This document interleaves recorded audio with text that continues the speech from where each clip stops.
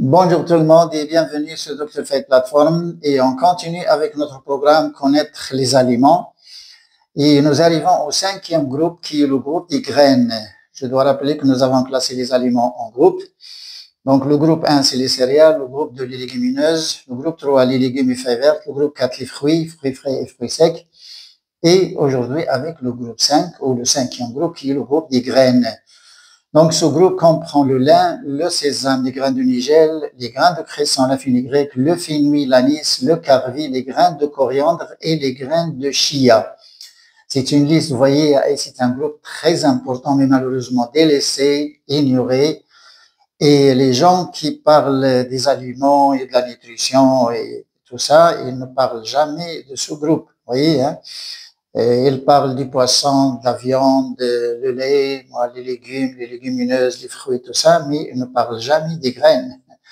Et c'est un groupe qui est très intéressant, surtout même actuellement avec notre mode de vie moderne. On manque beaucoup de choses dans notre nutrition, comme nous allons le voir. Donc, le groupe des graines, sous-groupe, le cinquième groupe, des graines. Donc, ces graines, ils ont des choses en commun.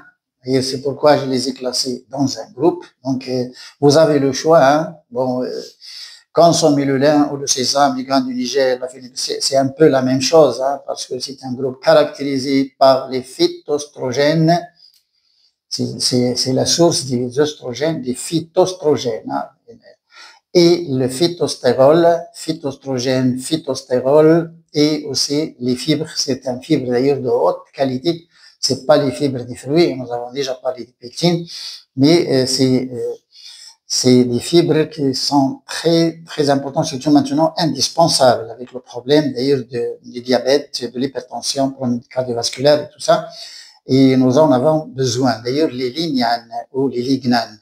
Les lignanes, c'est un groupe là très riche en lignanes, bien que les lignanes existent dans d'autres produits alimentaires comme les céréales, par exemple l'orge. Mais c'est un groupe riche en lignanes et riche en fibres à courte chaîne, d'ailleurs, comme les galactomananes. Et ça, c'est les fibres ce sont les fibres qui nourrissent votre microbiome, votre probiotique, les bactéries amies. Et ça protège très bien cette microflore de l'intestin. Donc, les bactéries amies, les bactéries utiles. Et les problèmes, vous savez bien, il y a une grande discussion maintenant, hein, il y a même des gens qui ne parlent que de ça, hein, c'est ce problème de probiotiques, ce problème de microbiote, là, tout le monde en parle, mais personne ne connaît le secret. Je vous le dis tout de suite. On parle de microbiote parce que c'est à la mode, hein, mais personne ne connaît le secret. Hein. Personne ne connaît le secret. Voyez, ce sont les gens des sciences alimentaires qui connaissent les secrets. Hein. C'est pas les diététiciens, c'est pas les nutritionnistes, pas du tout. Hein. Voyez, les nutritionnistes, ils parlent des macroéléments et des microéléments. Hein. Un glucides, protides, lipides, glucides, protides. Et puis, on a les microéléments, les vitamines, les minéraux, et on a les fibres et l'eau, et puis voilà, la nutrition. Hein. Les sciences de nutrition moderne, c'est ça. C'est un modèle de 40 heures. Mais les sciences alimentaires, c'est 6 ans, et encore faut-il voir qu'est-ce qu'on a étudié dans ces 6 ans. Ça va de la production jusqu'à la technologie, et puis en passant par la composition chimique et les produits des aliments, il faut tout connaître finalement. Et les combinaisons alimentaires, hein, comment combiner les aliments aussi, hein, c'est une science. Vous voyez, mais il y a trop de gens qui racontent n'importe quoi maintenant sur les médias. Ils racontent n'importe quoi. Et d'ailleurs, nous allons préciser ces choses, nous allons corriger beaucoup de gaffes. D'ailleurs, les gens y croient, malheureusement. Quand ils voient une blouse blanche, voient quelqu'un qui parle, un médecin qui parle des aliments, il ne connaît rien. Même en Amérique et en Europe. Un médecin qui parle des aliments, il ne connaît rien du tout. Parce que, de toute façon, les médecins n'ont pas étudié les aliments. Hein. C'est un petit cours de nutrition pour les diabétiques et tout ça, mais ils ne connaissent rien sur les aliments. Je dis bien rien sur les aliments. Hein. Ils ne connaissent rien sur les aliments. Hein. Quand on voit un médecin qui recommande le chocolat noir aux gens parce que c'est riche en fer, hein, mais venez voir comment ça se fait d'abord. Hein. Venez voir l'industrie du chocolat, vous allez voir, hein, qui sont bourrés d'additifs alimentaires. Et ce n'est pas ce que les médecins croient. Hein. Il y a la plante qui est utilisée donc pour extraire le chocolat, ça c'est une chose, et le chocolat fabriqué en est une autre. Ah, il faut pas confondre les choses. Bien, nous allons de toute façon parler aussi de l'industrie et de la technologie pour voir est-ce que les aliments maintenant qui passent par l'industrie sont des aliments ou est-ce que c'est autre chose. Et ce groupe donc des graines, vous savez bien, phytostérol, phytoestrogène et puis les lignanes, c'est très important ça. Et il y a des gens qui continuent à parler des minéraux, des micro-éléments. Quelqu'un qui porte bon temps, ils disent ah, le sésame c'est riche en calcium. Et oui, mais combien vous en mangez hein? Ah, c'est riche en calcium, mais oui, mais vous mangez une demi-cuillère, qu'est-ce que ça vous rapporte comme calcium quand même? Bon, c'est de raconter n'importe quoi. Hein? Si vous nous dites que les céréales, bon, les fruits secs, le lait, tout ça, c'est riche en calcium, là, je vous suis, c'est bon. Pourquoi? Parce qu'on en consomme une grande quantité. Hein? Vous buvez un verre de lait, c'est 50 millilitres, un grand verre, c'est 100 millilitres. Ça vous rapporte quand même du calcium. Mais le sésame, c'est riche en calcium, mais vous mangez combien? Vous mangez combien alors? Cessez de parler des choses quand même. On ne consomme pas les graines pour le calcium, ni pour le magnésium, ni pour l'iode non plus. On consomme ces graines pour les phytoestrogènes et pour les phytostérols et pour les lignanes. Les trois choses, là, les trois grandes choses qui caractérisent ces graines, mais on verra bien qu'il y a aussi certains alcaloïdes aussi qui sont très importants. Les lignanes, c'est des antioxydants, mais c'est des antioxydants très forts. Et ça va être facile pour vous à retenir parce que les polyphénols, les antioxydants sont appelés par le nom de la graine. Vous avez par exemple le sésame qui contient le sésamol. Vous voyez, les grains de nigel, il y a la nigéline et ainsi de suite. Donc, ça va, comme vous savez que le fenouil et l'anis, c'est l'anithol. Et là, c'est appelé, donc, le constituant majeur, bien sûr, c'est appelé, il porte le nom de la graine. Là, comme ça, vous allez vous rappeler très bien et c'est facile d'ailleurs à retenir. C'est un groupe très important parce que c'est indispensable, surtout avec notre nutrition moderne. On manque de phytostérol et on manque de phytoestrogène. C'est pourquoi on a un problème d'augmentation du cholestérol, du mauvais cholestérol dans le sang. Le monde souffre donc du cholestérol. Pourquoi? Parce que justement, vous savez bien qu'il y a le monde animal et le monde végétal. Moi, je vous simplifie les choses. J'ai ma façon pédagogique et pour expliquer à mes étudiants. Il y a le monde végétal, le monde animal. Hein. Le monde animal, vous trouvez le cholestérol, c'est mauvais, c'est le démon d'ailleurs du corps, c'est un démon. Et le monde végétal, le phytostérol. Vous avez cholestérol, phytostérol. Vous avez une bonne chose, vous avez une mauvaise chose et une bonne chose. Voilà. Donc, le monde animal, il y a tout ce qui est mauvais, tout ce qui est nuisible pour la santé existe dans le monde animal, sauf le poisson. Sauf le poisson. Hein. Mais tout ce qui est bon pour la santé se trouve dans le monde végétal. Hein, je vous lâche le morceau tout de suite. Hein. Les fibres existent dans le monde végétal, c'est tout. Sans fibres, vous ne pouvez pas vivre. Vous n'êtes pas carnivore. Voilà. Les fibres existent dans le monde végétal. Et sans les fibres, vous ne pouvez pas vivre. Secondo, les antioxydants existent dans le monde végétal. Et ce sont les antioxydants d'ailleurs qui nettoient le corps et qui éliminent les radicaux libres, qui oxydent tous les organes. Et vous avez toutes les maladies, pas uniquement le cancer et les maladies auto-immunes et les maladies cardiovasculaires. Et puis le monde végétal, vous avez les enzymes et vous avez aussi dans ce monde végétal phytostérol et phytoestrogène. Phytostérol, ça n'existe pas chez les animaux. Les animaux, ils ont le cholestérol. Et vous avez l'oméga 3. L'oméga 3, c'est végétal, à part le poisson.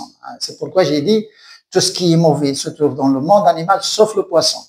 Le poisson, normalement, avec ses bienfaits, il doit être classé avec les végétaux. Et là, il a les propriétés des produits végétaux. Et voilà, donc, ce groupe des graines, c'est les phytostérols et phytostérols. Vous voyez, ça permet de pomper le cholestérol parce que ça solubilise le cholestérol. Et voilà, il attaque le cholestérol, ne laisse pas le cholestérol faire des dégâts dans le corps. Il réduit le cholestérol dans votre sang.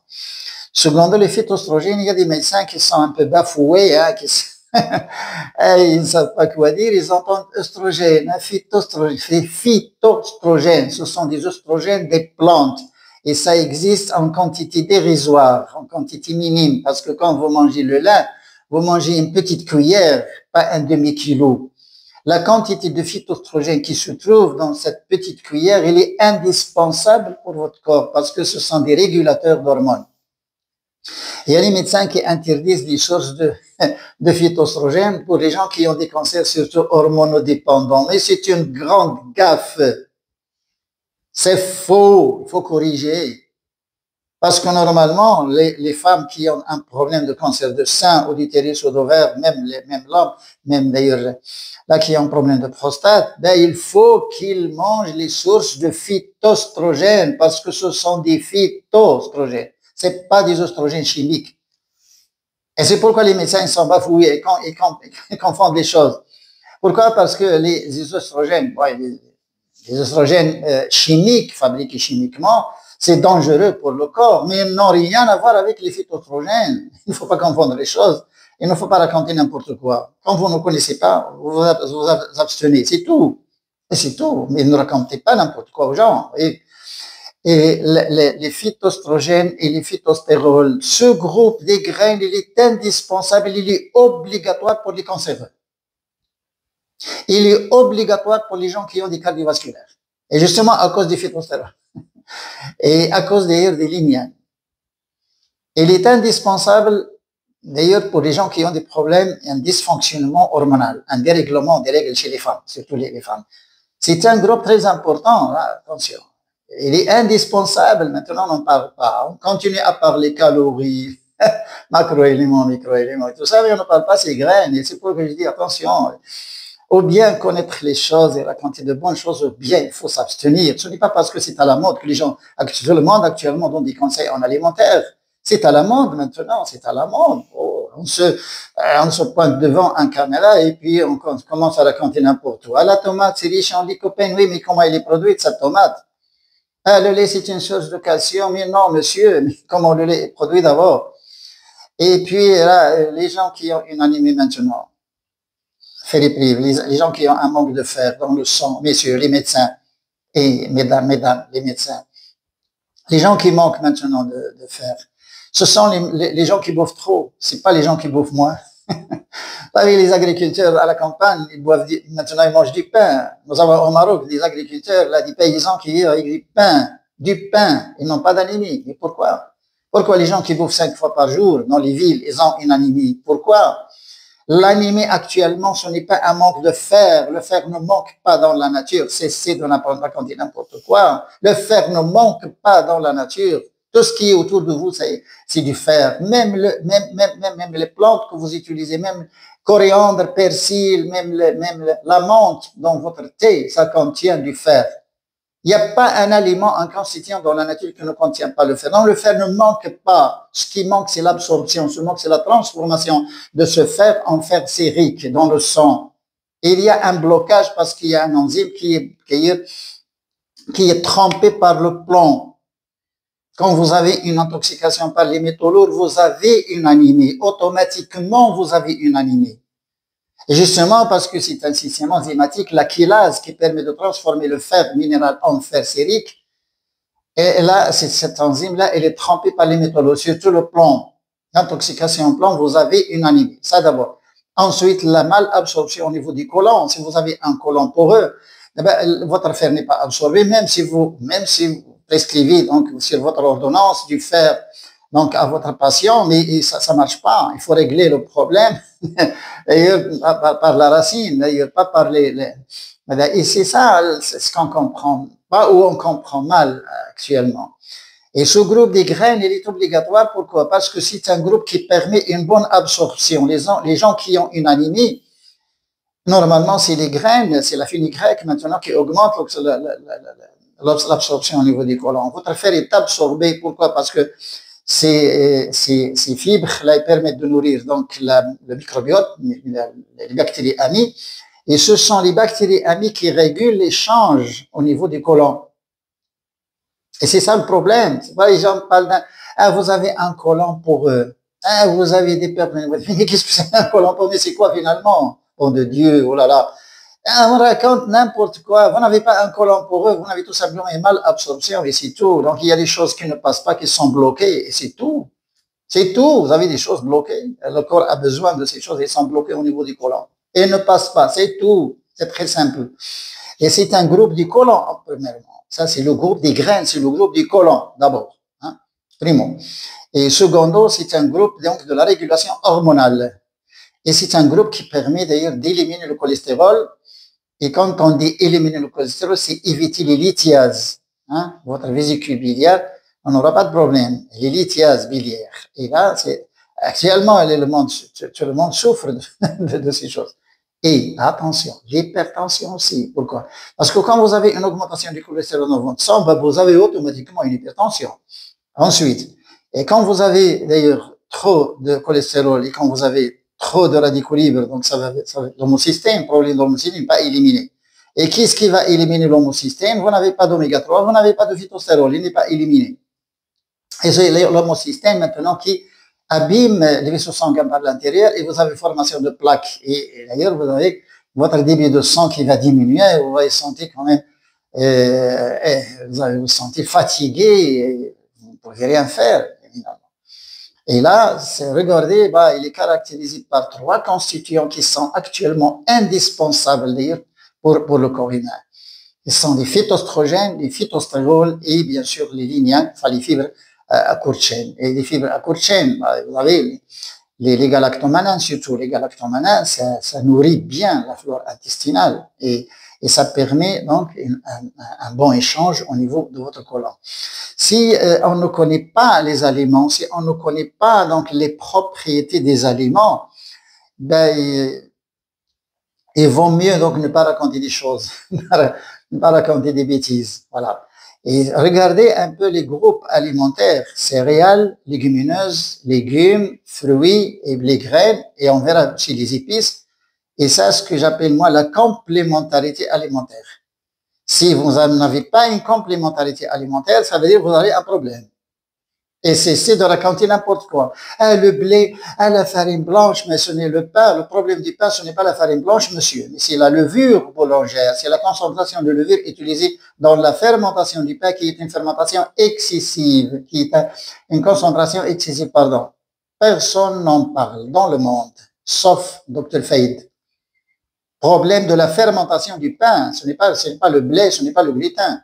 Ben, il y a des gens qui sont sensibles au gluten. Bon, ça a été toujours. Mais maintenant, c'est un problème de la fermentation. C'était une gaffe scientifique. D'ailleurs, bon, ils ont pensé que c'est la levure qui fermente le pain. Ce n'est pas la levure qui fermente le pain. C'est les bactéries lactiques qui sont bonnes. Et il faut un ferment traditionnel complet où il y a les bactéries lactiques et la levure avec une concentration minimum. Il faut que le pain prenne du temps pour se fermenter. Actuellement, on ajoute 2,5% de levure. Vous savez, une biomasse de levure, 2,5 kg par 100 kg de farine. C'est trop, c'est contre la nature. Et c'est pourquoi il y a des gens qui ont des gaz, il y a des gens qui ont beaucoup de problèmes au niveau du côlon. C'est un trouble, bien sûr. Parce que le pain est fermenté en 2 heures. C'est la vitesse, hein. On ajoute 2,5 kg de levure avec de l'eau, du sel, et puis 100 kg de farine, hein, on pétrit avec une machine mécanique qui ne pétrit pas bien le corps parce que l'eau ne pénètre pas dans les particules de l'amidon. L'amidon n'absorbe pas bien l'eau parce que c'est fait d'ailleurs à la minute. Et à la fin, on se retrouve avec une farine, malheureusement, et trop de levure. Vous mangez de la farine, c'est tout, mais c'est pas du pain. Et c'est la levure boulangère maintenant qui est le problème. Ce n'est pas le gluten, bon, c'est de raconter n'importe quoi. C'est vrai qu'il y a des gens qui sont sensibles au gluten. Oui, c'est vrai. Pourquoi? Parce que votre système digestif ne peut plus donc digérer le gluten. Le gluten, c'est une protéine très forte et le gluten, il est indispensable. D'ailleurs, c'est une bonne molécule. C'est pas quand même. Il ne faut pas quand même incriminer des choses comme ça. Hein. Et là, on verra bien d'ailleurs comment ça s'explique. Et d'ailleurs, ce problème de ce groupe des graines, le produit qui permet de régler beaucoup de choses au niveau du côlon. Mais si vous arrêtez donc, de manger le pain fermenté avec la levure boulangère, c'est-à-dire le pain blanc que vous achetez dans votre boulangerie, si vous pétrissez votre pain vous-même avec un ferment traditionnel, et si la fermentation prend 7 heures, 8 heures, 9 heures, 10 heures, et le pain s'acidifie, vous avez un goût acide, ben, les gens n'aiment pas. Pourquoi? Parce que c'est un pain solide, il est acide, les gens n'aiment pas parce qu'ils sont habitués à un pain gonflé, spongieux, et puis il est mou, hein, on mange facilement. Et c'est un problème d'habitude, c'est tout, hein, de coutume. Mais on va en parler de ces choses, mais il faut que je finisse avec ce programme de connaître les aliments. Il faut connaître d'abord les aliments hein, pour passer à autre chose. Nous allons parler de nutrithérapie, nous allons parler de nutrition, diététique, nous allons parler de beaucoup de choses, même certains remèdes, mais certaines combinaisons qui permettent de régler beaucoup de problèmes. Et rien qu'avec les aliments, il y a des gens qui ne croient pas. Ah bon? Eh oui, rien qu'avec les aliments, vous pouvez régler beaucoup de choses. Rien qu'avec les aliments, je dis bien, hein, je sais ce que je dis, hein, rien qu'avec les aliments, vous pouvez régler beaucoup de choses. Et d'ailleurs, ça doit se régler uniquement par votre mode de vie. Ça doit se régler par le mode de vie parce que votre Dieu vous a créé de vivre dans cette nature. Il vous a créé tout, mais attention, il faut que vous sachiez comment vivre dans cette nature. Et c'est tout. Mais utilisez votre cerveau. Et voilà, nous allons voir beaucoup de choses. Donc, le groupe des graines, attention, souvenez-vous bien, hein, le lait, c'est un groupe c'est une liste, mais choisissez ce que vous voulez. Hein. Vous pouvez utiliser 4, 5, 6, pourquoi pas. Et je vais vous montrer la façon de les utiliser dans les aliments. Il faut les incorporer dans les repas, dans les aliments. Comme ça va être facile et disons, vous vous habituez facilement et ça devient un constituant important dans votre vie parce que le matin, vous cherchez le pain, vous cherchez des choses pour le petit déjeuner. Vous pensez tout de suite au pain, le riz, je ne sais pas quoi, mais vous ne pensez pas à autre chose. Voilà, et je vais vous montrer comment penser à prendre ces choses-là, d'ailleurs, dans les repas. Quand vous, à midi, là, il faut de la viande, il faut des choses, où sont-ils? Vous cherchez de la viande, mais vous ne cherchez pas autre chose. Alors qu'actuellement, votre corps ne manque pas, d'ailleurs, n'a pas besoin de viande. D'ailleurs, il a besoin d'autre chose. Parce qu'il y a trop de radicaux libres, il y a trop d'intoxication. Alors, il a besoin des choses là qui l'aident d'ailleurs à se débarrasser de ces constituants, de ces composés toxiques. D'ailleurs, les métaux lourds, les matières plastiques, les nitrates, vous savez, les pesticides, les additifs alimentaires, les produits d'emballage, vous voyez, il y a beaucoup de trucs maintenant, on consomme beaucoup, on ingère beaucoup de choses. Et là, le système digestif, votre type digestif, ne peut plus éliminer avec le toxique, la quantité de toxique que vous mangez. Votre rein, ni votre le rein, surtout, ni votre foie, ni votre rate, parce que les organes, ils permettent quand même d'éliminer des choses. Et actuellement, avec une concentration élevée, là, vos organes ne peuvent plus éliminer cette concentration qui devient une concentration lourde, d'ailleurs. Et regardez la courbe maintenant, d'ailleurs, des dialyses, problème des reins. Regardez maintenant, problème de l'estomac. Tout le monde souffre de l'estomac, le monde entier souffre de l'estomac et du côlon. Le monde, je dis bien le monde entier. Et regardez un peu le système cardiovasculaire. Il y a des problèmes maintenant. Quand vous n'avez rien, vous avez une augmentation du cholestérol dans votre sang ou bien vous avez une acidose ou une hypertension. Ça, lorsque vous n'avez rien. Mais sinon, vous avez vos valves là, vous avez donc les vaisseaux sanguins, vous avez des problèmes au niveau du cœur, vous avez beaucoup de choses, même des choses hormonales. Il y a la régulation hormonale du cœur, vous avez une tachycardie, vous avez des trucs comme ça, et ça peut arriver. Problème hormonal au niveau du cœur, parce que le cœur, d'ailleurs, tous les organes, d'ailleurs, fonctionnent donc sur un contrôle hormonal, y compris l'estomac, la ghrelin. C'est les hormones qui régulent tout, c'est les hormones, c'est la vie, hein, c'est les hormones. Et ça se chamboule facilement. Regardez les femmes avec les règles maintenant. Le monde entier, les femmes dans le monde entier souffrent de ces problèmes des règles. Et pourquoi? Parce que c'est un système hormonal. Parce que le premier système qui est d'ailleurs frappé, hein, qui reçoit donc le coup, c'est le système hormonal. Et ensuite le système immunitaire. Et quand vous avez votre système immunitaire, et puis le système enzymatique. Il y a 3 systèmes. Il y a le système enzymatique, actuellement qui est bousillé, hein, le système enzymatique. Vous avez le système immunitaire, il est ce qu'il est maintenant. Et puis vous avez le système hormonal. Et ces 3-là, attention, c'est ces 3-là, normalement, qu'il faut bien contrôler, qu'il faut bien traiter, qu'il faut bien qu'il soit quand même un normal fonctionnement normal. Et c'est tout bien. J'ai trop parlé, hein, je m'excuse, hein, j'ai trop parlé pour dire des petites choses, mais on va en revenir parce que je suis en train de donner les caractéristiques d'ailleurs communes de chaque groupe, les propriétés de chaque groupe et l'importance et le rôle. Et après, hein, on verra lorsqu'on parlera de la nutrithérapie, on va vous dire pourquoi on utilise la fenugrec, pourquoi on utilise les lentilles et pourquoi pas de lait, et pourquoi il faut enlever la viande et pourquoi il faut utiliser un jus de légumes crus, hein, jus de légumes pas d'ailleurs pas une soupe de légumes, parce qu'il y a la soupe, il y a le jus. Le jus, c'est pas cuit, la soupe, elle est cuite. Et on va regarder comment ils ont joindre ces choses ensemble là pour qu'ils vous donnent quelque chose qui s'appelle nutrithérapie, une thérapie par les aliments, tout simplement. Voilà. Et merci beaucoup pour votre attention et à la prochaine. Au revoir.